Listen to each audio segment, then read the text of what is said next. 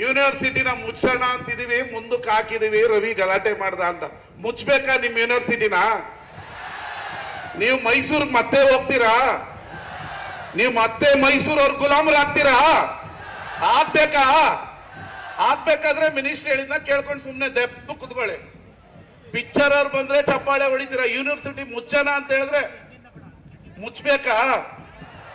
ಇಂಥ ಪೆಸ್ಟ್ಗಳು, ಇಂಥ ಯುವ ಸಂಭ್ರಮ ಖಾಸಗಿ ಕಾಲೇಜಲ್ಲಿ ಮಾತ್ರ ಮಾಡ್ತಾ ಇದ್ರು. ಇದನ್ನ ಯಾಕೆ ಮಾಡಿದೆ ಅಂದ್ರೆ ಕರ್ನಾಟಕದಲ್ಲಿ ಮಂಡ್ಯದಲ್ಲಿ ಒಂದು ಯೂನಿವರ್ಸಿಟಿ ಇದೆ ಅಂತ ನೋಡ್ಲಿ ಅಂತ ಮಾಡಿರೋದು.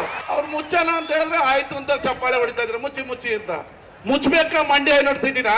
ನಿಮಗೆ ಮೈಸೂರು ಯೂನಿವರ್ಸಿಟಿ ಡಾಕ್ಯುಮೆಂಟ್ಸ್ ಬೇಕಾ? ಮಂಡ್ಯ ಯೂನಿವರ್ಸಿಟಿ ಅನ್ನೋ ಡಾಕ್ಯುಮೆಂಟ್ಸ್ ಬೇಕಾ?